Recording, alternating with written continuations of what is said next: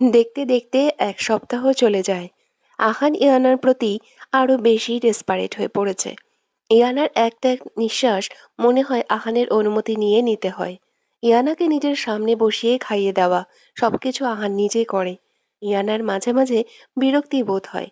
আবার আহানের এত বাচ্চামো দেখে নিজেই হেসে ফেলে। উনি নাকি মাফিয়া ডন, কিন্তু এখন ইয়ানা হাজার রাগ দেখালেও আহান কিছু বলে না। উল্টো ইয়ানাকে শাস্তি হিসেবে নিজের ঠোঁট দ্বারা ইয়ানার ঠোঁট দখল করে নেয়। ইয়ানা তো মাঝে মাঝে ভেবে পায় না, এই ১ সপ্তাহ এই ছেলে যে কেয়ার দেখাচ্ছে, বাকি ৯ মাস কি করবে। ইয়ানা, তুই এই ৯ মাসে খেতে খেতে একদম পাশের বাড়ি কাকিমার মতো মোটা হয়ে যাবি। ছোটবেলা কত মজা করতাম না ওনার শরীর নিয়ে, কিন্তু এখন এই দানব জামাইয়ের পাল্লায় পড়ে নিজেও একটা দানব হয়ে যাব। হিয়ানা এসব ভেবে ফোঁস করে একটা শ্বাস ছাড়ে। আজ রায়ান আর সুমুর বিয়ে। রায়ানের বাবা মা এখনো দেশে আসেনি। তাদেরকে অনেক ইমোশনাল ব্ল্যাকমেল করে রায়ান রাজি করিয়েছে। তাই ওনারাও এই বিয়ে নিয়ে কোনো আপত্তি করেনি। এখন ঘরোয়াভাবে বিয়েটা হবে। পরে যখন রায়ানের বাবা মা আসবে, তখন জামিল হোসেন, মানে রায়ানের বাবা, নিজের একমাত্র ছেলের বিয়ে ধুমধাম করে দেবেন। এখন বিয়ের সমস্ত দায়িত্ব জামাল হোসেন সাজিদ চৌধুরীর হাতে দিয়ে দিয়েছেন। বিয়েটা আপাতত আহান আর ইহানাদের বাড়িতে থেকেই হচ্ছে। বিয়ে উপলক্ষে চৌধুরী ভিলায় বিয়ের আমেজ চলছে। আহান চৌধুরী ভিলার একমাত্র ছেলে হলেও রায়ান আর ইউভি এই চৌধুরী ভিলার একজন সদস্য। ইয়ানা আহানের আয়নার সামনে বসে বসে মাথায় চুল আঁচড়াচ্ছিল। তখন দরজা ঠেলে আহান রুমে প্রবেশ করে। আহান ইয়ানার কাছে গিয়ে চাপটে ধরে কপালে চুমু খেয়ে বলে, কি করছিলে? ইয়ানা আয়নার সামনে তাকিয়ে বলে, আমি তো সুমুর বোন হই, আবার রায়ান ভাইয়ারও বোন হই, তাই না? আহান, হুম। হঠাৎ এই প্রশ্ন কেন? ওরা কি তোমাকে বোন হিসেবে অস্বীকার করেছে? ইয়ানা, আরে না রে ভাই, অন্য কথা। আহান ইয়ানার মুখে ভাই ডাক শুনে চোয়াল শক্ত হয়ে আসে। ইয়ানার দিকে তাকিয়ে দাঁতে দাঁত চেপে বলে, হোয়াট রাবিশ! ভাই কে তোমার? আমি তোমার কোন জন্মের ভাই হই শুনি? বেয়াদব মেয়ে, হাজবেন্ডকে ভাই বলছো? ইয়ানা আহনে তাকে তাকিয়ে সান্ত্বনা সুরে বলে, শান্ত হন মিস্টার চৌধুরী, শান্ত হন। আমি তো এমনি কথার কথা বলেছি। আগে আমার চিন্তার ব্যাখ্যা দেন। আমি সমুরও বোন, আবার রায়ন ভাইয়েরও বোন। এখন আমি কোন সম্পর্কে থাকবো? সুমুকে আমি কখনো ভাবি ডাকতে পারবো না, আবার রায়ন ভাইকে জেজু বলে বলতে পারবো না। তাহলে আমি এখন কোন সম্পর্ক পালন করব? ইয়ানার কথা শুনে আহান একটা নিঃশ্বাস ছাড়ে। এই সামান্য বিষয় নিয়ে এই মেয়ে চিন্তা করে যাচ্ছে। আহান ইয়ানার কপালে চুমু খেয়ে বলে, এখন যা ডাকছো তখন ঠিক তাই ডাকবে। যে ডাকে তুমি কমফোর্ট ফিল করবে সেটাই ডাকবে। বুঝতে পেরেছ? ইহানা কিছু একটা ভেবে বলে, আমার যেইটাকে কমফোর্টেবল লাগবে তাই ডাকতে পারবো। হুম। তাহলে একটা কথা বলি, রেগে যাবেন না তো? কি কথা বলবে তুমি? রেগে যাওয়ার মতো কথা হলে অবশ্যই রাগ করবো। তাহলে বলবো না। আহান ইয়ানার দিকে তাকিয়ে কিছু একটা ভেবে বলে, ঠিক আছে বলো, রাগ করবো না। ইয়ানা একগাল হাসি দিয়ে বলে, আপনাকে ভাইয়া ডাকতে আমার খুব ভালো লাগে। এটা কি আমি ডাকতে পারবো? ইয়ানার কথা শুনে আহান হতভম্ব হয়ে যায়। নিজের স্বামীকে ভাইয়া ডাকতে নাকি এই মেয়ের ভালো লাগে। আহান ইয়ানার দিকে তাকিয়ে বলে, মায়ের যেন মেয়ে, এক থাপ্পড় খেয়ে না ৭ দিন অজ্ঞান থাকবে। এসব ভুলভাল চিন্তা ভাবনা তোমার মাথায় কিভাবে আসে? আপনি কিন্তু বলেছিলেন রাগ করবেন না, তাহলে ধমক দিচ্ছেন কেন? এখনো যে থাপ্পড়টা দিইনি শুক্রিয়া করো মেয়ে। আর আমাকে ছাড়া যাতে রুম থেকে বের না হও। বাড়িতে অনেক লোক সংখ্যা, তার উপর সবাই আমার বিজনেস পার্টনার। আজ নিজের বিয়ে উপলক্ষে সে তাদের ইনভাইট করেছে। আমার পাশাপাশি ওদের সাথে রায়নের একটা বন্ধুত্ব আছে। রুম থেকে আমার অনুমতি ছাড়া বের হবে না। রেডি হয়ে থাকো, আমি নিতে আসবো। এর আগে যেন বের হতে না দেখি, মনে থাকবে? ইয়ানা মাথা নাড়িয়ে সম্মতি জানায়। Good girl. এরপর আহান রুম থেকে চলে যায়। ইয়ানা জামা পরতে নিবে, এমন সময় আবার দরজায় শব্দ করে ওঠে। ইয়ানা আহান মনে করে বিরক্তি নিয়ে বলে, আবার কি আহান? বলেছি তো, আপনি না আসা পর্যন্ত আমি নিচে যাব না। আমি এখন শাড়ি পরছি, দরজা খুলতে পারবো না। আপামনি, আমি মারিয়া। আমি ছোট সাহেব না, আপনাদের নানির মাইয়া আমি। ছোট সাহেব আপনার জন্য দুধ পাঠিয়েছে খাওয়ার জন্য। ইয়ানা মারিয়ার কথা শুনে দরজা খুলে দিয়ে হাসি দিয়ে বলে, ও আচ্ছা, তুমি তাহলে খালার মেয়ে? তোমার কথা অনেক শুনেছি। আজ তাহলে দেখতেও পারলাম। ভারী মিষ্টি একটা মেয়ে তুমি। কিন্তু তুমি আমাকে আপামনি কেন ডাকছো, হুম? মারিয়া জিভায় কামড় দিয়ে বলে, সরি সরি, ভুলে বইলা ফেলছি। এরপর মারিয়া ইয়ানার দিকে অবাক হয়ে তাকিয়ে থাকে। মারিয়াকে এইভাবে নিজের দিকে তাকিয়ে থাকতে দেখে ইয়ানা ফের প্রশ্ন করে, কি হলো, এইভাবে তাকিয়ে আছো কেন? মারিয়া, মাশাআল্লাহ কি সুন্দর তুমি। ও আল্লাহ, তোমারে দেখে আমি তো প্রেমে পড়ে গেছি। ইয়ানা মুচকি হাসি দিয়ে বলে, তাই? মারিয়া, হুম। আচ্ছা, আমনে দুধ খাইয়া লন, আমি এখন আসি। এরপর মারিয়া চলে যেতে ইয়ানা মুচকি হাসি দিয়ে ওয়াশরুমে হাত মুখ ধোয়ার জন্য ফ্রেশ হতে যায়। কিছুক্ষণ পর ফ্রেশ হয়ে এসে দুধের দিকে নজর যায়। ইয়ানা দুধটাকে দেখে একটা বিরক্তির নিঃশ্বাস ছাড়ে। এই দুধ এখন না খেলে আহান অনেক কথা শোনাবে, আবার তার সাথে তো থাপ্পড় ফ্রি। এই এক সপ্তাহ কত থাপ্পড় যে খেয়েছে তার কোনো ইয়াত্তা নেই। ইয়ানা এক নিঃশ্বাসে দুধটা শেষ করে ফেলে। দুধটা খাওয়ার পর ইয়ানা কপাল কুঁচকে নেয়। দুধের মধ্যে এমন গন্ধ কেন? আবার মনে মনে ভাবে, হয়তো প্রেগনেন্সির জন্য এমন হচ্ছে। ইয়ানা আর কিছু না ভেবে শাড়ি পরায় মনোযোগ দেয়। হঠাৎ দরজার দিকে তাকাতেই মনে হলো কেউ আছে। ইয়ানা ধীরে ধীরে দরজার সামনে গিয়ে বাইরে আশেপাশে লক্ষ্য করে, কিন্তু কেউ নেই। হয়তো মনের ভুল ছিল। এরপর ইয়ানা ফোঁস করে একটা শ্বাস ছেড়ে দরজা লাগিয়ে নেয়। তারপর হোয়াইট কালারের একটা শাড়ি পরে নেয়, যেটা গত রাতে আহার ইয়ানার জন্য এনেছিল। মাথায় সুন্দর করে একটা হিজাব বেঁধে নেয়। ঠোঁটে লিপস্টিক দিতে যাবে, এমন সময় আহানের আদেশের কথা মনে পড়ে যায়। খবরদার ইয়ানা, আর যাই হোক ঠোঁটে লিপস্টিক দিবে না। আমি নিজেকে সামলাতে পারি না। এই লিপস্টিকে ঢাকা ঠোঁট দেখে ইয়ানা আহানের নির্দেশ মতো ঠোঁটে লিপস্টিক না দিয়ে হালকা একটু লিপ বাম দেয়। এরপর চোখের নিচে গাঢ় কাজল। শেষ, এইটুকুতে ইয়ানার সাজ সমাপ্ত। এই হালকা সাজ ওই আহানের হৃদয়কে ক্ষতবিক্ষত করার জন্য যথেষ্ট। ইয়ানা সাজার মধ্যে নিজের তলপেটে হালকা ব্যথা অনুভব করে। এটা প্রেগনেন্সির লক্ষণ ভেবে এড়িয়ে যায়। কিছুক্ষণের মধ্যে আবার দরজা ধাক্কানোর শব্দ আসে। ইয়ানা আহান ভেবে দরজা খুলতেই সামনে ঝর্ণাকে দেখে কপাল কুঁচকে নেয়। ঝর্ণার শরীরে হাঁটু পর্যন্ত জামা, তার সাথে নাভি দৃশ্যমান। জামা দেখে নাউজুবিল্লাহ বলে নিজের দৃষ্টি সরিয়ে নেয়। ঝর্ণা নাটকীয় ভঙ্গিতে বলে, কেমন আছো মিসেস চৌধুরী? ভালো, তুমি? ইয়ানাকে অন্যদিকে তাকিয়ে কথা বলতে দেখে ঝর্ণা বলে, কি হলো, অন্যদিক ফিরে কথা বলছো যে? তোমার দিকে তাকালেও আমার চোখ অপবিত্র হয়ে যাবে ঝর্ণা। এই অর্ধনগ্ন দেহে মানুষের দিকে আমি তাকাতে পারবো না। ঝর্ণা রেগে বলে, এই মেয়ে, তুমি জানো আমার এই ড্রেসের দাম কত? ইয়ানা মুচকি হাসি দিয়ে বলে, দাম দিয়ে শালীনতা যাচাই করা যায় না ঝর্ণা। তোমার ড্রেস থেকে আমার শাড়ি কিন্তু কম দাম নয়। অগ্নি চৌধুরী নিজের বউকে কিছু দিলে নিশ্চয়ই কম দাম দিয়ে কিছু দেবে না। আর দাম দিয়ে আমি ভালোবাসা বিচার করি না। তোমার ড্রেস থেকে কিন্তু আমার শাড়িটা অনেক দামি। কিন্তু শালীনতার প্রচুর ফারাক। আমিও কিন্তু শাড়ি পরেছি। এমন নয় যে আমি পর্দা করি, কিন্তু অনেক সময় জামা কাপড়ে শালীনতা ফুটে ওঠে। ঝর্ণার আগে ফোঁস-ফোঁস করছে। আহানের ভয়ে কিছু করতে পারছে না, নাহলে বুঝিয়ে দিত ঝর্ণা কি জিনিস। কিছু একটা ভেবে ঝর্ণার মুখে শয়তানি হাসি ফুটে ওঠে। ইয়ানা ঝর্ণাকে দাঁড়িয়ে থাকতে দেখে বলে, তোমার কি আর কিছু কথা আছে? থাকলে বলতে পারো, নাহলে প্লিজ লিভ। ঝর্ণা ইয়ানার দিকে তাকিয়ে শয়তানি হাসি দিয়ে বলে, বের হয়ে যাচ্ছি। তার সাথে তোমার জীবনের সবচেয়ে মূল্যবান জিনিসটাও ছিনিয়ে নিয়েছি। এই বলে ঝর্ণা রুম ত্যাগ করে। ঝর্ণার কথা শুনে ইয়ানার বুকটা ধুক করে ওঠে। জীবনের সবচেয়ে মূল্যবান জিনিসটা ছিনিয়ে নিয়েছে মানে? কি বলতে চাইছে ও? ইয়ানার ভাবনার মাঝে আহান রুমে ঢোকে। ইয়ানার দিকে তাকাতেই চোখ আটকে যায়। মনে হচ্ছে অগ্নি চৌধুরী রুমে সাদা হুর বসে আছে। আহান নেশালো চোখে ইয়ানার দিকে এগোতে থাকে। ইয়ানা আহানকে দেখে ভাবনা জগৎ থেকে বের হয়ে আসে। আহান ইয়ানার সামনে দাঁড়িয়ে বলে, কি ভাবছো আমার শেহজাদি? ইয়ানা আমতা আমতা করে বলে, না কিছু না। চলুন, দেরি হয়ে যাচ্ছে। আমাকে তাড়াতাড়ি সমুর কাছে নিয়ে চলুন। উল্লাপাটি সবাই আমার জন্য অপেক্ষা করছে। রায়ান ভাইয়া তাদের তাড়াতাড়ি যেতে বলেছে। ওইদিকে তারা সবাই বসে আছে বরের জন্য। ইয়ানা কথা বলতে বলতে খেয়াল করে আহানও হোয়াইট ব্লেজার পরেছে। তার মানে উনি শাড়ির সাথে মিল করেই এনেছেন। ইস, কি সুন্দর লাগছে ওনাকে। আহানের মুখের দিকে তাকিয়ে ইয়ানা ভড়কে যায়। আহান নেশালো দৃষ্টিতে ইয়ানার দিকে তাকিয়ে আছে। ইয়ানা এই দৃষ্টির সাথে খুব ভালোভাবে পরিচিত। হঠাৎ আহান ইয়ানাকে হ্যাঁচকা টান দিয়ে নিজের সাথে মিশিয়ে নেয়। ইয়ানার কোমর নিজের হাত দ্বারা চেপে ধরে। ইয়ানা আহানের ব্যবহারে শান্ত সুরে বলে, প্লিজ আহান, ছেড়ে দিন এখন। এখন তো আমরা বিয়েতে যাব। আমরা না গেলে রায়ান ভাইয়াও যাবে না।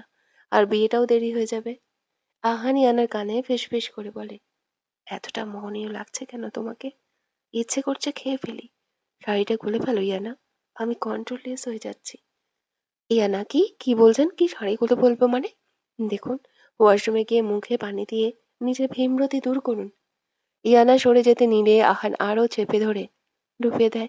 ইয়ানা চটপট করে আহানের বুকে ঘুষি দিতে থাকে। কিছুক্ষণ পর আহান ইয়ানের কপালে চুমুকে ছেড়ে দেয়। ইয়ানা আহানের দিকে কটমট চোখে তাকায়।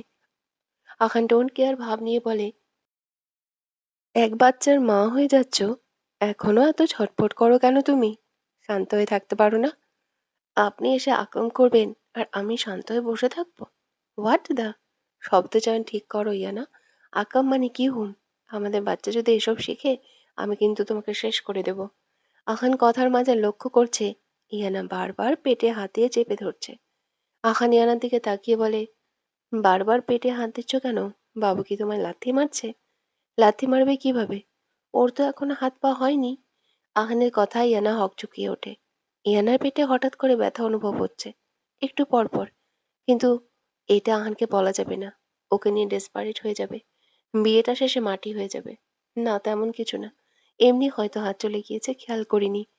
আহান ইয়ানাকে ভালোভাবে পরখ করে বলে, আর ইউ ওকে ইয়ানা? হুম। চলুন তাড়াতাড়ি, দেরি হয়ে যাচ্ছে। হুম, চলো। গাড়ি এসে থামে ইয়ানাদের বাড়ির সামনে। রায়ান শেরওয়ানি পরে, না পরে ব্লু কালারের ব্লেজার পরেছে। ইয়ানা বাড়ির সামনে এসেই খুশিতে গদগদ করে ওঠে। নিজের বান্ধবীর বিয়ে, অথচ সে থাকতে পারল না। তাকে ছাড়া সবাই গায়ে হলুদ করে ফেলেছে। ইয়ানা খুশি হয়ে গাড়ি থেকে নামতে যাবে, তখনই আহানের আদেশ বাণী কানে আসে। একদম লাফালাফি করবে না। বিয়ে বাড়িতে এসেছো ভালো কথা, একদম শান্ত হয়ে থাকবে। এটা যদি তোমার বান্ধবীর বিয়ে না হতো, তাহলে জীবনেও আসতে দিতাম না। তাই এসেছো ভালো মেয়ের মতো থাকবে। এখন তুমি আর একা নও, তোমার সাথে আরেকজন আছে। তাই চাইলেই আগের মতো লাফালাফি করতে পারবে না। আমি যদি দেখি এমন কিছু করেছো, প্রমিস ইয়ানা, ওইখানে গালে থাপ্পড় বসাবো। মনে থাকবে আমার কথা? আর বাড়ির বাইরে যাবে না, ওকে? হুম। আর কিছু থাকলে বলেন। পারলে একটা লিস্ট করে দেন কাগজে লিখে। আহান কপাল কুঁচকে বলে, ফাজলামি করছো তুমি আমার সাথে? চিন্তায় আমি নাস্তানাবুদ আর তুমি আমার আদেশগুলোকে মজা হিসেবে নিচ্ছ? বেয়াদব মেয়ে। হ্যাঁ, নিচ্ছি। বলেই ইয়ানা এক দৌড়ে বাড়ির ভেতরে ঢুকে পড়ে। আখান ইয়ানা দৌড় দেখে চিৎকার দিয়ে বলে, ইয়ানা স্টপ! বলেই নিজের হাত দুটি মুষ্টিবদ্ধ করে ফেলে। চোখ দুটি লাল বর্ণ ধারণ করে ফেলে। আহানের রাগে মাথা ফেটে যাচ্ছে। এই মেয়েকে বারবার বারণ করে ধীরে ধীরে চলতে, কিন্তু এই মেয়ে সেই ঘাড়তেরামি করবেই। বাচ্চা নিয়ে এই মেয়ের এত অবহেলা কেন? আমি কি জোর করেছিলাম বাচ্চা নেওয়ার জন্য? বলেই আহান নিজের গাড়ির টিকের ওপর সজোরে ঘুষি মারে। রাগে ওর মাথা ফেটে যাচ্ছে, নাকি কোনো কিছু হারানোর ভয়? ইয়ানা বাড়ির ভেতর ঢুকে সবার সাথে কথা বলে সোজা চলে যায় হোল্লা পার্টির কাছে। ইয়ানা সবাইকে দেখে চিৎকার দিয়ে বলে, আমি এসে গেছি রে বাদরের দল। সবাই ইয়ানার দিকে তাকায়, এরপর সবার সাথে কুশল বিনিময় করে। এই তুই বাদরের দল কাদের বললি? ইয়ানা মাথা চুলকাতে চুলকাতে মনে মনে বলে, ভাবে, এই রে, ভুল জায়গায় ভুল কথা বলে ফেলেছি। কি হলো বলছিস না কেন? এক বাচ্চার আম্মা। হুম। বেডি বাচ্চা হয় নাই এখনো। আর আহান প্রায় সময় আমাদের হোল্লা পার্টিকে বাঁদরের দল বলে। তাই আমিও মুখ ফসকে বলে ফেলেছি। শেষে আহান ভাইয়া আমাদেরকেও বাঁদরের সাথে তুলনা করলো। ইয়ানা, আরে বাদ তো। উনি নিজেই তো একটা হনুমান, আমাদের মর্ম উনি কিভাবে বুঝবেন? তা আমাদের সৌম্য মহারানী এত লজ্জা পাচ্ছে কেন শুনি? রায়ন ভাইয়া কিন্তু চলে এসেছে। আর একটু পর বিয়ের, এরপর কি হবে ওটা বলবে না? ওটা না হয় সিক্রেট থাক। ইয়ানার কথা সমু লজ্জায় মাথা নিচু করে ফেলে। আজ এত লজ্জা লাগছে কেন? ইস, কারোর দিকে তাকাতেই পারছি না। আকাশ, এতক্ষণ আরু আর আয়াত কম ছিল শান্তির মহারানীকে লজ্জা দেওয়ার জন্য, এখন তুই আবার আমদানি হয়েছিস। কম লজ্জা দিস না বোন। এখন যদি সব লজ্জা শেষ করে ফেলিস, তাহলে রাতে কি করবে শুনি? সমর ইচ্ছে করছিল মাটির সাথে মিশে যেতে। আল্লাহ এমন বন্ধু যাতে কারোর না হয়, বাদরের দল এক একটা। তাদের হাসি ঠাট্টার মাঝে সমুকে নিয়ে যাওয়ার জন্য ডাক আসে। সমুর হৃদয়ে এক অদ্ভুত শিহরণ বয়ে যায়। একটু পর ওই রায়ান ওর বিয়ে, ভাবতেই অবাক লাগছে। ও কোনোদিন কল্পনাও করেনি সবাই এত সহজেই সম্পর্ক মেনে নেবে। ইয়ানা আর আয়াত সমুকে ধরে সিঁড়ি দিয়ে নেমে আসে। রায়ান সমুর দিকে তাকাতেই চোখ আটকে যায়। ব্লু কালারের লেহেঙ্গা মেয়েটা ফর্সা ত্বকের সাথে মানিয়ে নিয়েছে। রায়ান পলকহীনভাবে তাকিয়ে রয়েছে নিজের মায়াবতীর দিকে। ইউভি রায়ানের কানে ফিস ফিস করে বলে, এইভাবে তাকিয়ে থাকিস না ভাই। তাকিয়ে থাকার জন্য পুরো রাত বাকি আছে। এখন কেন মেয়েটাকে এইভাবে লজ্জায় ফেলছিস? রায়ান ইউভির কথা শুনে নিজের দৃষ্টি ফিরিয়ে নেয়। বলা যায় না কখন কোন কথা বলে লজ্জা হরণ করে ফেলে। সুমুকে রায়ানের পাশে বসানো হয়। ইয়ানা ভালো করে চারপাশে খেয়াল করে আহানকে খুঁজতে থাকে। হঠাৎ করে সামনের সোফায় চোখ যায়, দেখে আহান মোবাইল স্ক্রল করছে। ব্লেজারের ভেতরে শার্টে দুটো বোতাম খুলে রাখা, হয়তো গরম লাগছে। ইয়ানার পাশেই চোখ গেলে দেখতে পায় কয়েকটা মেয়ে আহানকে চোখ দিয়ে গিলে খাচ্ছে। কিন্তু আহান রে এইসবে কোনো খেয়াল নেই। মনে হচ্ছে ফোনে কোনো গুরুত্বপূর্ণ কাজ করছে। মুখে হালকা রাগের আভাস। এরপর সুমু আর আয়নের বিয়ে পড়ানো শুরু হয়। একসময় কবুল বলার পর সবাই আলহামদুলিল্লাহ বলে ওঠে। ইয়ানা গিয়ে আহানের সামনে দাঁড়ায়, কিন্তু আহান এখনো ফোনের দিকেই তাকিয়ে আছে। ইয়ানা বিরক্তি নিয়ে বিড়বিড় করে বলে, কোনো খবর আছে এই লোকের? এইদিকে বন্ধুর বিয়ের কাজ শেষ করে ফেলেছে, কিন্তু উনি এখনো ফোন নিয়ে বসে আছে। ইয়ানা আহানের হাত থেকে ফোনটা ছু মেরে নিয়ে নেয়। হঠাৎ আক্রমণে আহান আগন্ত ব্যক্তিটির দিকে তাকায়। ইয়ানাকে সামনে দেখে মাথায় রাগটা চেপে বসে। ইয়ানার দিকে তাকিয়ে রেগে দাঁতে দাঁত চেপে বলে, সমস্যা কি তোমার? থাপড়িয়ে ভীমরতি ছাড়াবো বেয়াদব মেয়ে। বারণ করেছিলাম না দৌড় দিতে? তাহলে তখন কেন দিয়েছিলে? যদি পড়ে যেতে তখন কি হতো ভেবে দেখেছো? ইয়ানা মনে মনে ভাবে, তাহলে এই কারণে মশাই হুতুম বেচার মতো মুখ করে বসে আছে। আবার আহানের এইভাবে রাগ করা তো ভীষণ ভয় হচ্ছে। ইয়ানা মাথা নিচু করে বলে, সরি, এইবারের মতো ক্ষমা করে দিন। প্রমিস আর এমন করব না। এখন তো অন্তত রায়ানের কাছে যান। সমুর বিদায় বেলা আহান গিয়ে নিজের গাড়িতে বসে। আশাদ হোসেন সমুর হাত রায়ানের হাতের উপর রেখে কান্না মিশ্রিত কণ্ঠে বলে, আমার মেয়েটাকে দেখে রেখো বাবা। আমার এই মেয়েটা ছোট থেকে অনেক কষ্টের সম্মুখীন হয়েছে, তাই ওকে আর নতুন কোনো কষ্টের সাথে সাক্ষাৎ করিও না। সুমা আকস্মিক আশাদ হোসেনকে জড়িয়ে ধরে হু হু করে কেঁদে ওঠে। এই লোকটাই ছিলই, যে আল্লাহ তাকে নতুন একটা জীবন দান করেছে।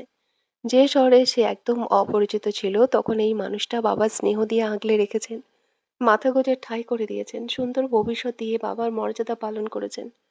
সমুর কান্না দেখে আশাদ হোসেনের মতো শক্তপোক্ত মানুষও কান্না করে দেয়। এরপর সমু সেলিনা হোসেন থেকে রুয়ানা আর হোল্লা পার্টি থেকে বিদায় নিয়ে গাড়িতে উঠে বসে। সমুর কান্না যেন জানি কেন কেন জানি আহানের সত্তাকে নাড়িয়ে দিয়ে তুলছে। আহিয়াকে একদিন এইভাবে চলে যেতে হবে। কিভাবে আলাদা করবে নিজের আদরের ছোট বোনকে নিজের কাছ থেকে? ইয়ানা আহানের পাশে গিয়ে বসতেই দেখে আহানের মুখটা গম্ভীর হয়ে রয়েছে। ইয়ানা আহানের হাতে হাত রেখে ইশারা দিয়ে বলে, কি? কিছু না। এরপর তারা সবার কাছ থেকে বিদায় নিয়ে চলে যায়। আশাদ হোসেন আর শেরিনা হোসেন শুধু তাকিয়েই থাকে। নিজের কাছ থেকে দুটি মেয়েকে আলাদা করে দিয়েছে। হোল্লাপাটের আজ খুব মন খারাপ। এক এক করে সবার বিয়ে হয়ে যাচ্ছে। আগের মতো করে আর তারা লাফালাফি করতে পারবে না। রায়ান সুমুকে নিয়ে নিজের তৈরি করা বাড়িতে ওঠে, যেখানে আপাতত কয়েকজন বডিগার্ড আর ভেতরে কয়েকজন স্টাফ রয়েছে। সুমুর মন খারাপ দেখে রায়ান সুমুর দুই গালে স্পর্শ করে বলে, ভয় পাওয়ার কিছু নেই, আছি তো আমি তোমার পাশে। জানি সবার কথা মনে পড়ছে, তারা সবাই কালই আসবে, শুধু আজকে রাতটা কাটিয়ে দাও। হুম। এরপর তারা দুজন রুমে প্রবেশ করে। সমু রুমে প্রবেশ করতেই ওর চোখ চড়ক গাছ। পুরো রুম কাঁচা ফুল দিয়ে সাজানো। দামি আসবাবপত্রের সাথে ফুলগুলো ফুটে উঠেছে। কিন্তু খাটে ফুল দিয়ে সাজানো কেন? সমুকে এইভাবে তাকিয়ে থাকতে দেখে বলে, দেখো, এই সম্পর্কে আমি কিছু জানি না। এইসব কিছু মনে হয় ইউভি করেছে। আহান তো জীবনেও করবে না। সবকিছু ইউভি আর আরিফ করেছে। তুমি কিছু ভেবো না, ফ্রেশ হয়ে ঘুমিয়ে পড়ো। এইভাবে তোতলাচ্ছেন কেন? আমি কিছু বলেছি আপনাকে এসব নিয়ে? না, তবুও তুমি যদি কিছু মনে করো তাই। সমু ফোঁস করে একটা শ্বাস নেয়। এখানে মনে করার কি আছে আজব? আচ্ছা আপনি বসুন, আমি ফ্রেশ হয়ে আসছি। ইয়ানা রুমে গিয়ে ক্লান্ত শরীর নিয়ে বিছানায় বসে পড়ে। পেটটা আগের তুলনায় প্রচন্ড ব্যথা করছে। আহান ওয়াশরুমে গিয়েছে ফ্রেশ হতে, কিন্তু পেট আর কোমর ব্যথার কারণে ইয়ানা ধৈর্যহারা হয়ে যাচ্ছে। দাঁতে দাঁত চেপে সহ্য করার চেষ্টা করছে, কিন্তু ব্যথার পরিমাণ এতটাই তীব্র ছিল যে সেটা সহ্য ক্ষমতা হারিয়ে ফেলে। ইয়ানা ব্যথায় আর্তনাদ করে ওঠে। আহান ইয়ানা চিৎকার শুনে তাড়াতাড়ি করে ওয়াশরুম থেকে বের হয়ে আসে। দেখে ইয়ানা বিছানায় ছটফট করছে। আহান ইয়ানার এসে অধৈর্য গলায় বলে, কি হয়েছে সোনা? এমন করছো কেন? আহান, আমার পেটে প্রচন্ড পেইন হচ্ছে, সহ্য করতে পারছি না। আহান ইয়ানার কথা শেষ হওয়ার সাথে সাথে পাঁজা কোলে করে নেয়, কিন্তু নিজের হাতে ঠান্ডা কিছু অনুভব করতে পেরে হাতটাকে নিজের চোখের সামনে আনে। হাতের দিকে তাকাতেই আহান থমকে গিয়েছে। মনে হচ্ছে কলিজা ছিঁড়ে যাচ্ছে। আবারও হারিয়ে ফেলল জীবনের একটা মহামূল্যবান অংশ। আহান হাতের দিকে তাকিয়ে অস্ফুট ভাষায় বলে, রক্ত। আহান নিজের হাতের দিকে তাকিয়ে বিড়বিড় করে বলে, না, এটা হতে পারে না। আমার বেড়ে ওঠা অস্তিত্ব এইভাবে মুছে যেতে পারে না। ইয়ানার আর্তনাদ আহানের কানে আসতেই ইয়ানাকে বাঁধাকোলা করে নিয়ে নিচে নেমে আসে। দাদুমণি আর আহিয়া সাজিদ চৌধুরী তখন ডিভানে বসেছিল। আহান এইভাবে ইয়ানাকে আনতে দেখে দাদুমণি অধৈর্য গলায় বলে, দাদুভাই, কি হয়েছে ইয়ানার? কোথায় নিয়ে যাচ্ছ ওকে? কিন্তু আহানের কোনো রেসপন্স নেই। সে আতঙ্কে ভেতর থেকে শেষ হয়ে গেছে। আহান দ্রুত ইয়ানাকে নিয়ে গাড়িতে গিয়ে বসে। বাড়িতে এক প্রকার হট্টগোল লেগে যায়। কিন্তু কেউ জানে না ইয়ানার কি হয়েছে। আহিয়া এক প্রকার কান্না শুরু করে দেয়। তারা কখনো আহানকে এতটা অধৈর্য হতে দেখেনি। আহান গাড়ি স্টার্ট দিতে গিয়ে ইয়ানার কপালে চুমু খেয়ে বলে, শেষ হয়ে যাক আমার সবকিছু, তোমার যাতে কিছু না হয়। তোমাকে ছাড়া আমি বাঁচতে পারবো না। ইয়ানার চিৎকার আহানের ভেতরে তোলপাড় করে দিচ্ছে। সহ্য করতে পারছে না এই মেয়ের আর্তনাদ। আহান ইয়ানাকে নিয়ে চলে যেতেই আহিয়া ইউভিকে ফোন দেয়। ইউভিকে ফোন দেওয়ার সাথে সাথে রিসিভ হয়ে যায়। মনে হচ্ছে ইউভি ফোনের কাছেই ছিল। হ্যাঁ, হ্যালো ইউভি ভাইয়া, কোথায় তুমি? আমি তো বাসায়। কেন, কি হয়েছে? তোর গলায় এমন দেখাচ্ছে কেন? আহিয়া কান্না করতে করতে বলে, ভাইয়া, বৌমনির জন্য কিছু হয়েছে। দাদাভাইকে জিজ্ঞাসা করলে কোনো রেসপন্স করেনি। শুধু একটা কথাই বলছিল, কিছু হতে দেব না তোমার। ভাইয়া, বৌমনি কিছু একটা হয়েছে। এখন দাদাভাই ওকে কোথায় নিয়ে গেছে আমরা কিছু জানি না। তুমি একটু দেখো না। ওকে, কান্না করিস না, আমি এক্ষুনি বের হচ্ছি। হুম। ইউভি ফোন রেখে বাসার জামা পরেই বেরিয়ে পড়ে আহানের উদ্দেশ্যে। আহান, ইউভি আর রায়নের কাছে গোপন ক্যামেরা রয়েছে। কখনো যদি বিপদ আসে, যাতে একজন আরেকজনের লোকেশন ট্র্যাক করে তাকে সাহায্য করতে পারে। ইউভি সেই ক্যামেরার সাহায্যে আহানের গন্তব্য খোঁজার প্রয়াস চালাচ্ছে। ইউভি ভেবে পায় না কি হতে পারে কিছু সময়ের মধ্যে। একটু আগেও তো মেয়েটা কত প্রাণবন্ত ছিল, একদম সুস্থ ছিল, কি হয়ে গেল কিছুক্ষণের মধ্যে? আহান ইয়ানাকে হসপিটালে নিয়ে যায়। কিন্তু রাত 10টার উপরে হয়ে যাওয়ায় কোনো ডক্টর নেই। আর যারা আছে তারা অন্য কাজে ব্যস্ত। আহান ইয়ানাকে পাঁজাকোলা করে নিয়ে হসপিটালে প্রবেশ করে। ইয়ানা নিভু নিভু চোখে আহানের পাগলামি দেখছে। কতটা উন্মাদ হয়ে পড়েছে ছেলেটা। আহান ইয়ানার দিকে তাকিয়ে বলে, চোখ একদম বন্ধ করবে না। আহান ডক্টরকে ডাক দিতেই একজন নার্স চলে আসে। সরি স্যার, এখন আমাদের হসপিটালে কোনো ডক্টর নেই। আর যারা আছে তারা রেস্ট নিচ্ছে। সিনিয়র ডক্টর অপারেশন শেষ করে মাত্র রেস্ট রুমে গিয়েছে। আপনি ওনাকে নিয়ে কেবিনে শিফট করুন। সময় আসলে ডক্টর গিয়ে চিকিৎসা করবে। আহান রক্তচক্ষু তাকিয়ে বলে, আপনার স্যারকে গিয়ে বলুন তাড়াতাড়ি আসতে যদি নিজের হসপিটাল বাঁচাতে চায়। আহানের কথা শুনে নার্স বলে, আরে আপনি দেখি থ্রেট দিচ্ছেন। বললাম না স্যার এখন রেস্ট নিচ্ছে। আপনি কেবিনে যান, উনি এসে চেক আপ করবে। আহান ডাকের বসে নিজের নিয়ন্ত্রণ হারিয়ে ফেলে। সে আকস্মিক নার্সের কণ্ঠনালী চেপে ধরে বলে, কি বলেছে শুনতে পাসনি? এখনই তোর স্যারকে নিয়ে আয়। অগ্নি চৌধুরীর কথা অমান্য করার সাহস আসে কোথা থেকে মেয়ে? ভাগ্য ভালো তুই মেয়ে, নাহলে এতক্ষণে রুহ আলাদা করে দিতাম। মেয়েটি অগ্নি চৌধুরীর নাম শুনতেই ভয়ে কাঁপা শুরু করে। নিজের ব্যথা ভুলে গিয়ে আহানের কাছে ক্ষমা চাওয়া শুরু করে। ইয়ানা আহানের কর্মকাণ্ড দেখে মৃদু আওয়াজে বলে, আহান করছেন কি? প্লিজ ছাড়ুন। আপনি তো কোনো মেয়ের গায়ে হাত তোলেন না, তাহলে এমন কেন করছেন? ইয়ানার কথা কানে আসতেই আহান নার্সকে ছেড়ে দেয়। মেয়েটি যেন নিজের জীবন ফিরে পায়। গলা ধরে কাঁদতে কাঁদতে চলে যায় সিনিয়র ডক্টরকে ডাকতে। 2-1 মিনিটের মধ্যেই ডক্টর এসে ইয়ানাকে কেবিনে নিয়ে যায়। আহান নিস্তব্ধ হয়ে চোখ বন্ধ করে রেখেছে। একটু পর ডক্টর এসে আহানের কাছে মাথা নিচু করে বলে, সরি মিস্টার চৌধুরী, আপনার বাচ্চাকে বাঁচানো সম্ভব হয়নি। হাই ডোজের অ্যান্টিবায়োটিক দেওয়া হয়েছে ওনাকে, ফলে বাচ্চাটা মিসক্যারেজ হয়ে গেছে। যেহেতু বেবির 28 সপ্তাহ হয়নি, তাই এটাকে আমরা মিসক্যারেজ হিসেবেই গণ্য করি। আহান ডক্টরের কথা শুনে নিজের চোখ বন্ধ করে নেয়। অজান্তেই চোখ থেকে 2 ফোঁটা জল গড়িয়ে পড়ে। ইয়ানার কথা মাথায় আসতে আহান ডক্টরকে বলে, বাচ্চা যেখানে ইচ্ছে যাক, আগে বলুন আমার ওয়াইফ কেমন আছে? ওর কিছু হয়নি তো? শান্ত হন মিস্টার চৌধুরী, আহামরি তেমন কিছু হবে না। ভাগ্য ভালো ছিল সঠিক সময় নিয়ে এসেছেন। দেরি হয়ে গেলে প্রচুর ব্লিডিং হতে পারত, ফলে রোগীর বেঁচে থাকা আশঙ্কাজনক হয়ে পড়ত। কিন্তু আমি এটা বুঝতে পারছি না, এত হাই ডোজের অ্যান্টিবায়োটিক ওনাকে সেবন করালো কে? রোগী নিশ্চয়ই জেনে শুনে করবে না। এতক্ষণে ইউভি এসে হসপিটালে পৌঁছে যায়। ইউভি আহানকে দেখতে পেয়ে দ্রুত সে জায়গায় পৌঁছায়। আহানকে এমন ভাবুক দেখে ডক্টরকে জিজ্ঞাসা করে, ডক্টর কি হয়েছে? আসলে মিসেস চৌধুরী বাচ্চা মিসক্যারেজ হয়ে গেছে। হোয়াট? মিসক্যারেজ মানে? কিছুক্ষণ আগেও তো ঠিক ছিল তাহলে? ডক্টর কিছু বলতে যাবে তখন আহান বলে, ইউভি তুই ইয়ানার কাছে থাক, আমি এক্ষুনি আসছি। ইউভি আহানের দিকে তাকাতেই ভড়কে যায়। চোখগুলো প্রচন্ড লাল হয়ে গেছে। কপালের রগগুলো ফুলে নীল আকার ধারণ করেছে। ইউভি ভয়ে ঢোক গেলে আহান শান্ত সব আল্লাহর ইচ্ছা, ভুলভাল কিছু করিস না প্লিজ। আহান কিছু না বলে সোজা চৌধুরী ভিলায় যায়। বাড়ির ভেতর প্রবেশ করতেই আহিয়া প্রশ্ন করে, দাদাভাই কিছু তো বলো, কি হয়েছে, খুব চিন্তা হচ্ছে। আহান সবাইকে এড়িয়ে নিজের রুমের ভেতর গিয়ে ল্যাপটপ ওপেন করে। এইদিকে আহিয়া ইউভির সাহায্যে দাদুমণি সাজেদ চৌধুরীকে নিয়ে হসপিটালের উদ্দেশ্যে চলে যায়। আহান ল্যাপটপ ওপেন করে সিসিটিভি ফুটেজ চেক করা শুরু করে সকাল থেকে রাত পর্যন্ত। এখানে কিছু না পেলে ইয়ানাদের বাড়িতে গিয়ে সিসিটিভি আছে সেখানে চেক করে। আহান নিজের হাতেই ইয়ানাকে খাইয়ে দেয়, এমনকি সময় মতো ঔষধ যে নিজের হাতে দিত। আর আহানের রুমে কোনো হাইড্রোজের অ্যান্টিবায়োটিক নেই, তাহলে ইয়ানা কোথা থেকে সেবন করবে? আহান কিছুক্ষণ ঘাটাঘাটি করার পর একটা দৃশ্য দেখে চোখ আটকে যায়। ঝর্ণা ইয়ানার রুমে ইয়ানার সাথে কথা বলছে। ইয়ানার মুখটা খুবই বিরক্ত বোঝা যাচ্ছে। আহান কোনো কিছু না ভেবে ভিডিও পিছিয়ে দেয়, ব্যাস। আহানের মাথায় রক্ত টকবক করে ফুটতে থাকে, চোখ দুটি হিংস্র হায়েনার রূপ ধারণ করে। ইচ্ছে করছে সবকিছু ধ্বংস করে দিতে। হাতের কাছে ল্যাপটপকে সজোরে আছাড় মারে। রাগে নিজের হাতটাকে দেওয়ালে ঘুষি দিয়ে গর্জন করে বলে, ঝর্ণা। ডিএনসি করার পর প্রায় অনেকক্ষণ পর ইয়ানা নিভু নিভু নেত্র মেলে তাকায়। ইয়ানা বিড়বিড় করে বলতে থাকে, আমার বাচ্চা, আমার বাচ্চা। ইয়ানার জ্ঞান ফিরেছে দেখে নার্স তাড়াতাড়ি করে গিয়ে সবাইকে খবর দেয়। দাদুমণি, আহিয়া, ইউভি সবাই ইয়ানার রুমে প্রবেশ করে।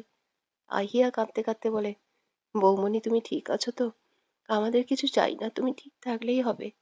ইয়ানা আহিয়ার কণ্ঠস্বর পেয়ে পুরোপুরিভাবে ঘোর থেকে বেরিয়ে আসে। শোয়া থেকে উঠে নিজের পেটে হাত রেখে বলে, আমার বাচ্চা, আমার বাচ্চা ঠিক আছে তো? দাদুমণি শাড়ির আঁচলে নিজের চোখের পানি মুছে বলে, সব আল্লাহর ইচ্ছা, দেওয়া নেওয়ার মালিক মহান আল্লাহ। উনি যা করেন সবার ভালোর জন্যই করেন। কি বলতে চাইছো তুমি, ভালোভাবে বলো। এসব বলছো কেন তুমি? ইয়ানা সবার কান্না দেখে বুঝে যায় কি হয়েছে।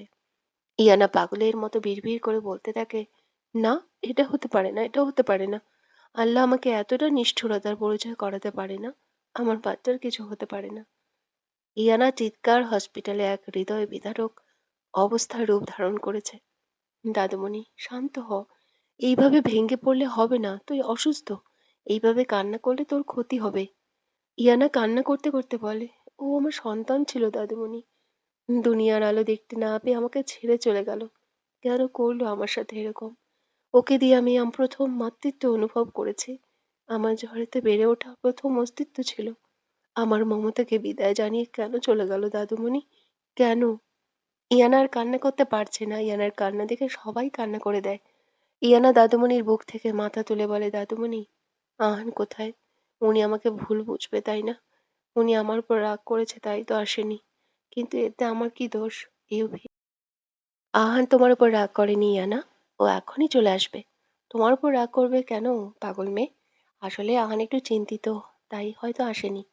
কিন্তু ইয়ানা, তুমি অ্যান্টিবায়োটিক নিয়েছো কখন? কখনো? ইউভি নিজেও জানে না আহান কোথায় গিয়েছে, কিন্তু আহানের অবয়ব দেখে বুঝতে পেরেছে নির্ঘাত কিছু হয়েছে। অ্যান্টিবায়োটিকের কথা শুনে ইয়ানা চমকে ওঠে। না ভাইয়া, আমি অ্যান্টিবায়োটিক নিতে যাব কেন? প্রেগনেন্সিতে তো অ্যান্টিবায়োটিক নেওয়া ঠিক না। কিন্তু আপনি এটা কেন বলছেন? আসলে বৌমনি, ডক্টর বলেছে হাই ডোজের অ্যান্টিবায়োটিকের কারণে মিসক্যারেজ হয়েছে। ইয়ানা আর ভাবতে পারছে না। ইয়ানা কান্না করতে করতে বলে, আমি অ্যান্টিবায়োটিক নেইনি। আমি কেন এটা নিতে যাব? প্রায় অনেকক্ষণ পর আহান ইয়ানার ক্যাবিনে ঢোকে। ইউভি আহানকে দেখে চমকে ওঠে। কোথায় ছিল এতক্ষণ? আহান ইয়ানাকে এই অবস্থায় ফেলে রেখে চলে যাওয়ার ব্যক্তি না। ইয়ানা একদিকে পুরো দুনিয়া, একদিকে ওটা ইউভি খুব ভালো করে জানে। তাহলে কোথায় গিয়েছিল? আহানের গায়ে এখনো টি শার্ট আর প্যান্ট। আহানের অবস্থা দেখে ইউভি বুঝতে পেরেছে কিছু একটা হয়েছে। আহানকে দেখে দাদুমণি বলে, কোথায় গিয়েছিলি তুই? ওকে সামলাতে পারছি না, কখন থেকে কান্না করে যাচ্ছে। ইয়ানা আহানের আগমন টের পেয়ে মাথা তুলে তাকায়। ইয়ানার চোখ দেখে আহান রেগে নিজের হাত মুষ্টিবদ্ধ করে নেয়। কিন্তু সেটা ইয়ানার জন্য নয়, অন্য কারোর জন্য। আহান সামনে এগোতে ইয়ানা আহানের বুকে হামলে পড়ে। ইয়ানা কান্না হাউমাউ করে শুরু করে দেয়। বলে, আহান আমাদের বাচ্চা। ওরা বলছে ও নাকি আমাদের ছেড়ে চলে গিয়েছে। তুমি ওদের বলো না আমাদের বেবির কিছু হয়নি, ও মারা যায়নি, সে এখনো আমার গর্ভে আছে, বড় হচ্ছে। আহান ইয়ানার কান্না দেখে নিজের চোখ বন্ধ করে নেয়। ইচ্ছে করছে সবকিছু শেষ করে দিতে। আহান ইয়ানার মাথায় হাত রেখে ঠান্ডা কণ্ঠে বলে, ইয়ানা শান্ত হও। কিছু হয়নি, তুমি ঠিক আছো, এই অনেক। বাচ্চার যা খুশি হোক। লাগবে না আমার বাচ্চা, তুমি থাকলেই হবে। ইয়ানা অবাক হয়ে কান্না মিশ্রিত কণ্ঠে বলে, এটা আপনি কি করে বলতে পারেন আহান? আপনার কি একটুও খারাপ লাগছে না? হ্যাঁ, মানছি বাচ্চাটা আমি আপনার বিরুদ্ধে গিয়ে কনসিভ করেছি। কিন্তু ও তো আপনার অংশ ছিল। এইভাবে কি করে গা-ছাড়া ভাব নিয়ে বলতে পারলেন, বাচ্চা যা খুশি হোক? আহানের কি বলা উচিত সত্যিই জানা নেই। এই মেয়ে আমার ভালোবাসা নিয়ে আঙ্গুল তুলছে। আহান জানে বাচ্চাটা তার জন্য কি ছিল, কতটা খুশি ছিল তার অনাগত বাচ্চা নিয়ে। কিন্তু আল্লাহ হয়তো চায়নি বাচ্চাটা থাকুক, না থাকুক। বাচ্চা হারিয়ে কি ওর কষ্ট হচ্ছে না? মাকে হারিয়ে যে লাশ চোখে পানি ফেলেছে, আর আজ সে পুনরায় চোখের পানি ফেলেছে। আর এই মেয়ে বলছে সে বাচ্চাটাকে ভালোবাসতো না। ভালোবাসা কি কান্না করে প্রকাশ করতে হয়? আহানিয়ানার দিকে একবার তাকিয়ে সবার দিকে ইশারা করে বাইরে যেতে। আহানের ইশারা পেয়ে সবাই এক এক করে বাইরে চলে যায়। আহান এবার ইয়ানার সামনে বসে বলে, তুমি আমার ভালোবাসা নিয়ে প্রশ্ন তুলছো ইয়ানা? তুমি নিজেও জানো বাচ্চাটা আমার কতটা ইমোশন ছিল। ইয়ানা, তাহলে বললেন কেন বাচ্চার যা খুশি হোক? আহান দাঁতে দাঁত চেপে বলে, আমি এই কথা কেন বলেছি একবার চিন্তা করে দেখো। আর কিছু খেতে হলে সেটা ভালোভাবে দেখিয়ে খেতে হয়। খাবার সময় যদি খাবারটা অন্যরকম লাগে তাহলে অনেকে সেটা পরখ করে। কিন্তু তুমি সেটাও করলে না আহম্মক। ইয়ানা আহানের কথা বুঝতে না পেরে বলে, কি বলতে চাইছেন আপনি? আহান নিজের কথা এড়িয়ে ইয়ানার গালে হাত রেখে বলে, পেন হচ্ছে কি বেশি? অতিরিক্ত কষ্ট হচ্ছে? একটু সহ্য করে নাও প্লিজ। যদি একজনের কষ্ট অন্যজনে ধারণ করতে পারতো, তাহলে প্রমিস ইয়ানা, এক চুল কষ্ট তোমাকে সহ্য করতে দিতাম না। সবটা নিজের হৃদয়ে ধারণ করতাম। আহান কথা বলতে বলতে খেয়াল করে ইয়ানার কোনো সাড়া শব্দ নেই। আহান আলতো করে ইয়ানার মুখের দিকে তাকিয়ে বুঝতে পারে অতিরিক্ত কান্না টেনশনে জ্ঞান হারিয়েছে। আহান ইয়ানার এই অবস্থা দেখে হৃদয়টা হাহাকার করে ওঠে। পুনরায় রাগে হাত মুষ্টিবদ্ধ করে ফেলে। ইয়ানাকে বুকে রাখা অবস্থায় নিজের মোবাইল বের করে ফোন দেয়। আহান, আরিফ, সবকিছু রেডি রাখিস, আমি এক্ষুনি আসছি। অগ্নি চৌধুরীর এক একটা রূপ আর হিংস্রতা দেখবে। সাথে সাথে আহানের মুখ অগ্নিবর্ণ ধারণ করে। এরই মধ্যে ইয়ানার মিসক্যারেজের খবর সবার কাছে পৌঁছে যায়। আসাদ হোসেন, সেলিনা হোসেন উল্লাপাটি হসপিটালে হাজির। সবাই এক প্রকার কান্না করতে করতে চোখ ফুলিয়ে ফেলেছে। সেলিনা হোসেন ইয়ানার কাছে এসে বলে, কিভাবে এমন হলো? তুই ঠিক আছিস তো মা? কিন্তু ইয়ানা এখনো জ্ঞান হারানো অবস্থায় শুয়ে আছে। সেলিনা হোসেন কান্না করতে করতে বলে, কি হয়েছে, আমার মেয়ের কথা বলছে না কেন? নার্স, অতিরিক্ত মানসিক চাপে রোগী জ্ঞান হারিয়েছে। ওনাকে একটু রেস্ট নিতে দিন। রক্তক্ষরণে উনি অনেকটা দুর্বল। আহান সবার দিকে এক নজর তাকিয়ে রুম থেকে বের হয়ে যায়। কিন্তু আকস্মিক ইউভি সামনে এসে সন্দেহ দৃষ্টি নিক্ষেপ করে বলে, কি হয়েছে আর কোথায় গিয়েছিলি তুই? এখন আবার কোথায় যাচ্ছিস? দেখ আহান, ভুলভাল কিছু করবি না। আহান, কে বললো তোকে ভুলভাল কিছু করব? চাপ নিস না, ভুল কিছুই করব না। এরপর আহান ইউভির মনে হাজারটা প্রশ্ন রেখেই বেরিয়ে পড়ে হসপিটাল থেকে।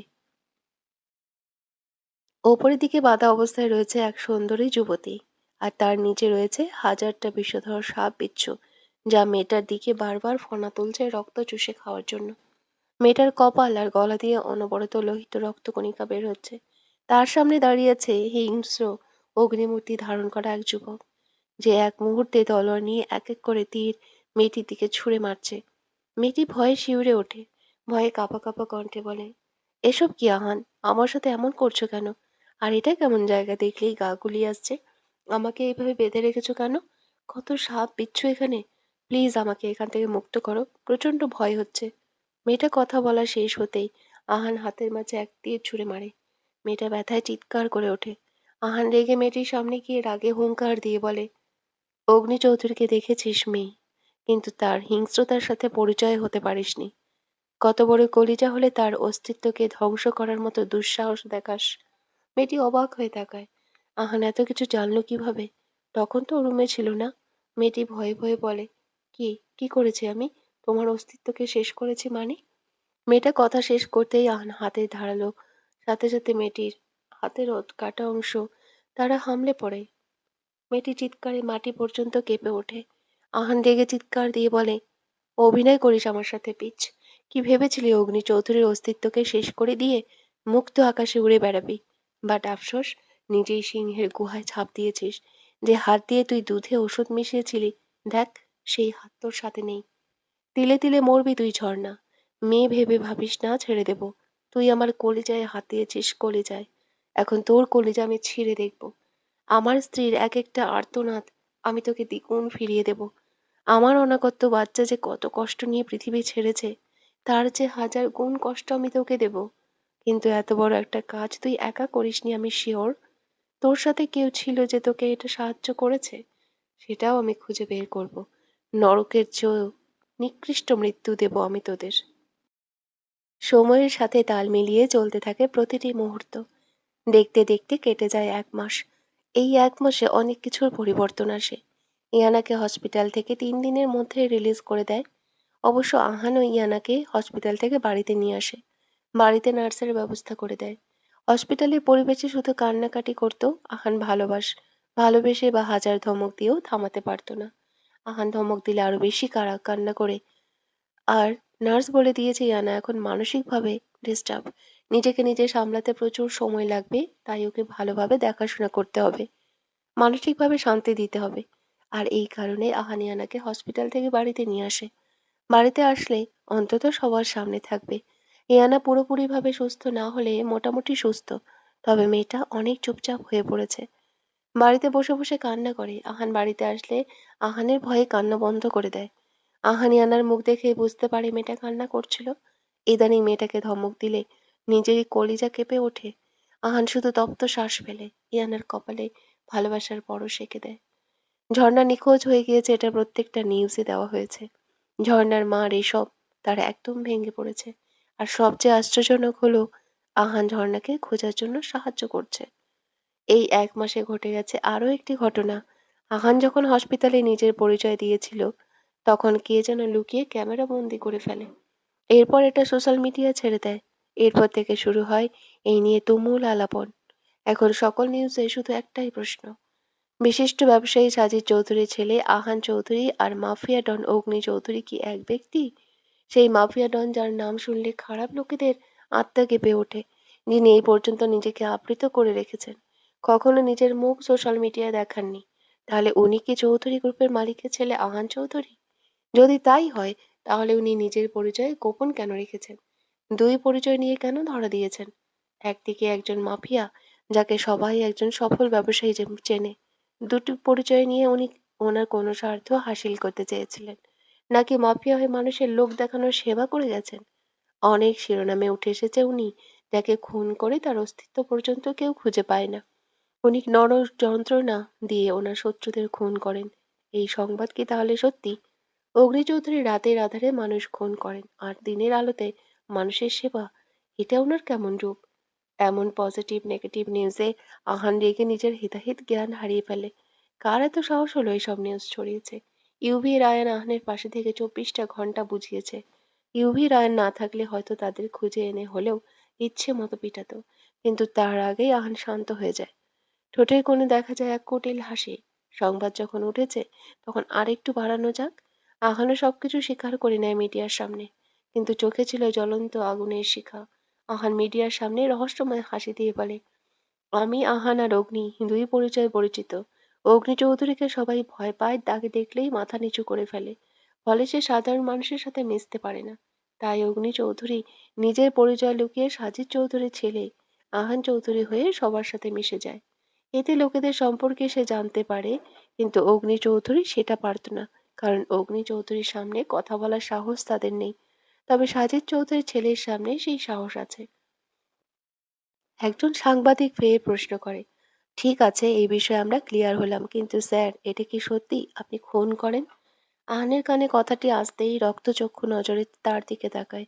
সাংবাদিক আহানের চোখ দেখে ভয়ে চুপসে যায়।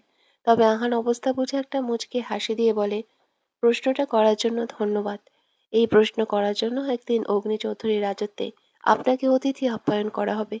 সঠিক সময়ে সঠিক প্রশ্ন করেছেন আপনি। এরপর আহান সকলের উদ্দেশ্যে বলে, আমি মনে হয় কোনো মানুষ খুন করি না। তবে যাদের শেষ করি ওরা মানুষ নয়। আহানের এই কথার মর্মার্থ অনেকে বুঝলেও কেউ কিছু বলেনি। কারণ তাদের অগ্নি চৌধুরীর মুখের উপর কথা বলার সাহস নেই। আহান সবাইকে এক্সকিউজ মি বলে চলে আসে। রাগে তার মাথা ফেটে যাচ্ছে। এই কাজটা কে করেছে? আহান একটু হলেও বুঝতে পেরেছে সবকিছুর হিসাব নেবে সে। শুধু সঠিক সময়ের অপেক্ষা। আহান গাড়ির কাছে পৌঁছাতেই রায়ান আর ইউভি পেছন পেছন যায়। রায়ান, ভাই এত সুন্দর করে মিথ্যা কবে থেকে বলা শুরু করলি? কি সুন্দর করে বোঝালি সবাইকে নিজের পরিচয় লুকানোর ব্যাখ্যা। ভাগ্যিস এখনো কেউ জানে না আমি তোর বন্ধু, নয়তো সবাই আমাকে এসে ধরতো। গোয়েন্দা অফিসার হয়ে বন্ধুর ইনফরমেশন দেওয়ার জন্য। রায়ানের কথা শুনে আহান একটা বাঁকা হাসি দেয়। এরপর সবাইকে এড়িয়ে গাড়িতে উঠে পড়ে। আহান রুমে ঢুকে দেখে ইয়ানা রুমে নেই। আহান কপাল কুঁচকে নেই, কোথায় যেতে পারে এই সময়? কোনো কিছু না ভেবে ওয়াশরুমে আছে কিনা, কিন্তু ইয়ানা ওয়াশরুমে নেই। তারপর আহান সোজা বারান্দায় চলে যায়, কিন্তু পুরো বারান্দা জুড়েও কেউ নেই। অজানা ভয়ে সে বুকে ধাক্কা লাগে। এমনি সারাদিনে মেজাজ বিগড়ে আছে, এখন ইয়ানাকে দেখতে না পেয়ে আহান আরো দ্বিগুণ মেজাজ হারায়। রাগে আহান নিজের সাত হাত আঙ্গুল দিয়ে কপাল ঘষতে থাকে, সামনে পেলে ঠাটিয়ে কয়েকটা থাপ্পড় দিবে। বেয়াদব মেয়ে। এই মেয়ে জানে না সারাদিন অফিস শেষ করে বাড়িতে আসলে আমি এই মেয়েকে দেখতে না পারি শান্তি পাই না। আহান রেগে বারান্দা থেকে রুমে ঢোকে, রুম থেকে বের হতে যাবে, ঠিক তখন পর্দা ঠেলে বের হয় এক রমণী। আহান শুধু হা করে তাকিয়ে আছে। কথা বলার ভাষা হারিয়ে ফেলেছে সে। এই মেয়ের কাছে কি অগ্নি চৌধুরীকে ধ্বংস করার সব অস্ত্র থাকে? আহান শুধু বড় বড় শ্বাস টানছে।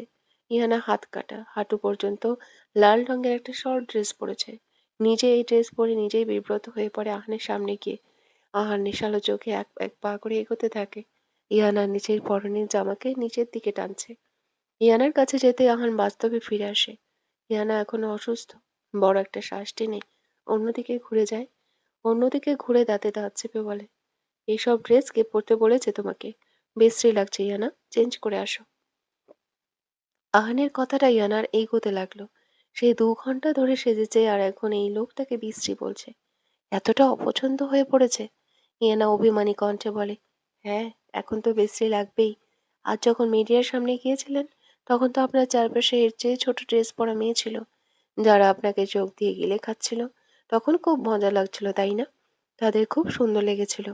কয়েকদিন অসুস্থ ছিলাম আর অমনি আমি বিশ্রী হয়ে গেছি, বাহ! আহান হাঁ করে তাকিয়ে আছে। ও বিশ্রী বলতে কোনটাকে বুঝিয়েছে, আর এই মেয়ে কি বুঝলো? তবে ইয়ানা কেন আজ এসব ড্রেস পরেছে আহান এতক্ষণে বুঝতে পেরেছে।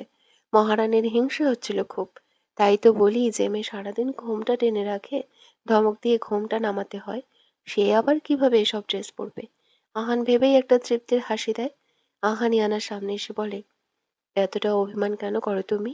আর যদি কিছু অঘটন ঘটে যায়, তখন কি করবে তুমি ইয়ানা?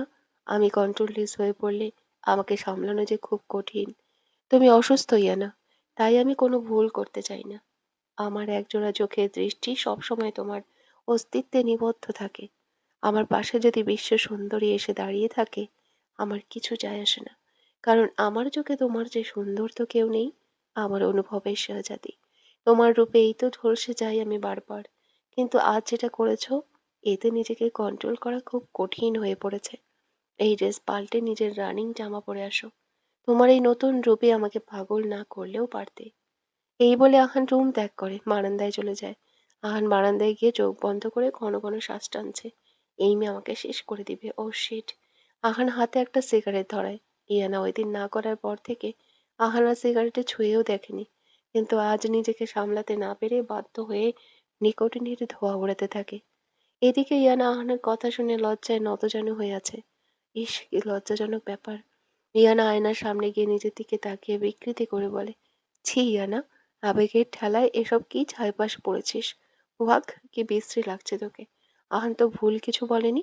ইয়ানা তাড়াতাড়ি করে গিয়ে নিজের ড্রেস পাল্টে নেয়। সুমু বিছানায় বসে বারবার ঘড়ির দিকে আর একবার মোবাইলের দিকে তাকাচ্ছিল। অনেকক্ষণ পর দরজা ঠেলে রায়ান রুমে প্রবেশ করে। সুমু প্রতিবারের মতো বিছানা থেকে উঠে গিয়ে রায়ানের হাতে থাকা ব্যাগটা নিয়ে টেবিলের উপর রাখে। এরপর গলায় থাকা টাইটা খুলে আলমারিতে রেখে দেয়। এসব কাজ রায়ান সুমুকে দিয়েছে। রায়ান খেয়াল করলো সুমুর মুখে আজ প্রতিদিনকার সেই মুচকি হাসিটা নেই। সুমু সব কাজ শেষে টাওয়াল আনার জন্য যেতে নিবে, তখন রায়ান সুমিকে হেঁচকা টানে নিজের সামনে এনে দাঁড় করায়। হঠাৎ আক্রমণে সুমু ভড়কে যায়। রায়ান সুমুর চিবুক ধরে বলে, আজ মিসেস রায়ানের মুখে অমাবস্যা ঘিরে ধরেছে কেন? কি হয়েছে? মন খারাপ কেন বলো আমায়? সুমু রায়ানের স্পর্শে কেঁপে ওঠে, তারপর নিজেকে সংযত করে বলে, কই দেখলেন মন খারাপ? আমি তো দিব্যি ঠিক আছি। ঠিক নেই আমি জানি, কি হয়েছে তাড়াতাড়ি বলো। আসলে ইয়ানার কথা মনে হচ্ছিল। ওই দিন হসপিটালে দেখে আসার পর তো আর দেখা করতে পারিনি। আপনিও ব্যস্ত থাকেন তাই। দেখা করতে যাও ইয়ানার সাথে? সুমু মিহি কণ্ঠে বলে, হুম। মন থেকেও খুব ভেঙে পড়েছে রায়ান। যে নিজের সন্তান হারিয়েছে, সে বুঝে সন্তান হারানোর বেদনা কি। ওর সাথে কথা বললে প্রতিবার ওই কান্নার শব্দ শুনতে পায়।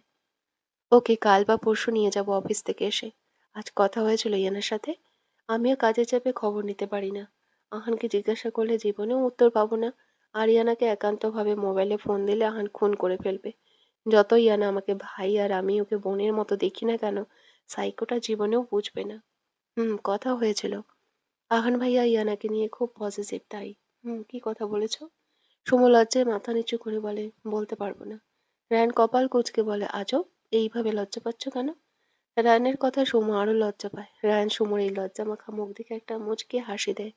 রায়ানের ইচ্ছে করছে সুমোকে আরো লজ্জায় ফেলতে, তাই ফের প্রশ্ন করে, সত্যি করে বলো সুমো, কি বলেছ?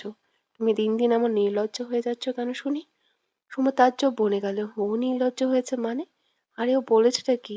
সুমো কপাট রাগ দেখিয়ে বলে, কি বললে আমি নির্লজ্জ? এখানে নির্লজ্জতার কি আছে শুনি? ইয়ানা আমাকে আহান ভাইয়ার আজকের স্বীকারোক্তির লাইভ দিয়ে বলছে আহান ভাইয়া নাকি তাকে ভুলে গেছে, আগের মতো আর ভালোবাসে না, ছোট ড্রেস পরা মেয়েদের সাথে উঠে বসা করছে। পরে আমি বলেছি কাঁটা দিয়ে কাঁটা তুলতে হয়। তুই নিজেও ছোট ড্রেস পরে আহান ভাইয়াকে আর চমকে দে, দেখবি আহান ভাইয়া তোর থেকে চোখ সরাতে পারবে না। এত ভালোবাসা দিবে যে সুমো হঠাৎ করে নিজেই নিজের মুখ চেপে ধরে। রেগে গিয়ে তো সব বলে দিচ্ছিল। আল্লাহ, সুমু একটু তো নিজের ইজ্জতটা বাঁচিয়ে রাখ। রায়ান সুমোর কথা শুনে হেসে ওঠে, এরপর নিজের হাসি থামিয়ে বলে, আচ্ছা, শর্ট ড্রেস পরলে বুঝি স্বামীরা ইমপ্রেসড হয়? তাহলে আমি কেন এই নিয়ম থেকে বঞ্চিত থাকবো শুনি? এখন তুমিও আমাকে ইমপ্রেসড করবা। সৌম্য রায়নের কথা শুনে চোখ বড় বড় করে তাকায়। ও পরবে এসব ড্রেস? ইম্পসিবল। আমার ঘুম পাচ্ছে, আপনি খেয়ে নিন, ঘুমাতে হবে। রায়ান সৌম্যকে নার্ভাস হতে দেখে আর কিছু বলে না। রাতের অন্ধকার শেষে সকালে সূর্য দেখা দেয়। আজ আহান অফিসে দেরিতে যাবে, তাই অফিসের কিছু প্রজেক্ট দেখছিল ল্যাপটপে। ইয়ানা আহানের সামনে দিয়ে হাঁটাচলা করছে। আহান দেখেও না দেখার মতো করছে, নিজের কাজ করেই যাচ্ছে। আহান একটু পর ল্যাপটপ রেখে কাবার্ডের কাছে গেলে ইয়ানাও পিছু পিছু যায়। আহান কাবার্ড থেকে বিছানার দিকে আসলে ইয়ানাও বিছানার কাছে যায়। আহান ইয়ানার কর্মকাণ্ড দেখে ইয়ানার দিকে কপাল কুঁচকে তাকিয়ে বলে, কি চাই? ইয়ানা কিছু বলে না, শুধু দাঁড়িয়ে থাকে। আহানও কিছু বলে না। আহান একটু সামনে এগোতে ইয়ানা আবার পিছু পিছু যায়। আহান ইয়ানার দিকে তাকিয়ে বলে, আরে বাবা, বলবে তো কি হয়েছে? এইভাবে আমার পেছন পেছন হাঁটছো কেন? ইয়ানা আবারও মাথা নিচু করে ফেলে। আহান ইয়ানার এই নিশ্চুপ থাকা দেখে ধমক দিয়ে বলে, বলবে নাকি থাপ্পড় খাবে বেয়াদব? কথা বলছো না কেন? জিজ্ঞাসা করলে মাথা নিচু করে ফেলো। না বললে বুঝবো কিভাবে আমি? ইয়ানা আহানের ধমকে সামান্য কেঁপে ওঠে। এই ব্যাটার ধমক নামক রোগ কখনো যাবে না। এটা ইয়ানা খুব ভালোভাবে বুঝতে পেরেছে। কথায় কথায় ধমক দেওয়া, এটা ওনার স্বভাব। আসলে আমি বাড়িতে যেতে চাচ্ছি। এখন কি গাছতলায় আছো? আরে আমি আমার বাপের বাড়ির কথা বলছি। সুস্থ হও আগে। 1 মাস হয়ে গেছে। আমি তো এখন পুরোপুরি হাঁটতে পারি, একদম সুস্থ। তাহলে বারবার কেন বলেন আগে সুস্থ হয়ে নাও? তাই নাকি তুমি সুস্থ? তাহলে হঠাৎ করে মাথা ঘুরে পড়ে যাও কেন? রাত হলে এভাবে কান্নাকাটি করো কেন শুনি? আহানের কথা শুনে ইয়ানা চুপ হয়ে যায়। ইয়ানা জানে, একবার যেহেতু আহান বলেছে সুস্থ হয়ে নাও, তাহলে পুরোপুরি সুস্থ না হওয়ার আগে নিয়ে যাবে না। তাই অযথা তর্ক করে লাভ নেই। আহানের মোবাইলে ফোন আসায় আহান ইয়ানার সামনে থেকে সরে গিয়ে মোবাইল নিয়ে ব্যালকনিতে চলে যায়। হ্যাঁ মিস্টার ঘোষ, বলুন।